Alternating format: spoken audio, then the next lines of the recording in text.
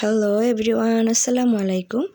আমার কমেন্ট আসে প্রায় full face I well নিকাব tutorial দেওয়ার জন্য, মানে ফুল ফেস ঢেকে তারপর একটা হিজাব টিউটোরিয়াল করার জন্য। তো এখন আমি এই ইনার ক্যাপটা দিয়ে ফুল ফেস ঢেকে নিচ্ছি। ইনার ক্যাপের ফেব্রিক্সটা খুবই সুন্দর, তো ফ্লেক্সিবল আর কি একদম। এটা দিয়ে আমি এখন ফেসটাকে কভারেজ দিয়ে নিলাম। এরপর আমি হিজাবটাকে মাথার উপর বসিয়ে দিচ্ছি। আমি কিন্তু তেমন কিছুই দেখতে পাচ্ছি না, একটু একটু দেখা যাচ্ছিল, যেহেতু কাপড়টা একদম ফ্লেক্সিবল, একটু পাতলা কাপড়।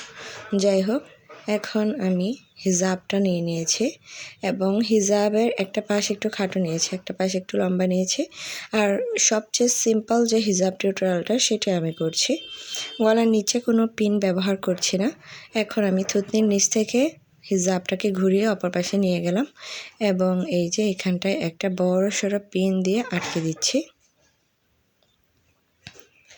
আমার ভিডিওগুলো আপনাদের কাছে কেমন লাগে অবশ্যই কমেন্টে জানিয়ে যাবেন। আর এই ভিডিওটি ভালো লাগলে অবশ্যই সুন্দর একটি কমেন্ট করে যাবেন। আর কেমন হিজাব টিউটোরিয়াল চান আপনারা কমেন্ট করতে পারেন, আমি সবার কমেন্টের রিপ্লাই দেওয়ার চেষ্টা করব। আমার বেশিরভাগ সময় আই ভেল নিকাব টিউটোরিয়ালের কমেন্টই আসে, তবে আমি চেষ্টা করি অন্যান্য হিজাব স্টাইলগুলো আপলোড করার জন্যে। তো এখন আমি কাঁধের উপর পিন লাগিয়ে দিচ্ছি, পিন লাগিয়ে ভালোভাবে সেট করে দিচ্ছি। এই যে যদিও চোখে কিছুই দেখা যাচ্ছে না, এরপর আমি হিজাবটাকে পারফেক্টলি করার জন্য চেষ্টা করছি, সামনে এবং পিছনে ফুল কভারেজ। আর এইভাবে চোখ ঢেকে আমি এর আগেও একবার হিজাব টিউটোরিয়াল দিয়েছি এরকম সাদা একটা কাপড় দিয়ে।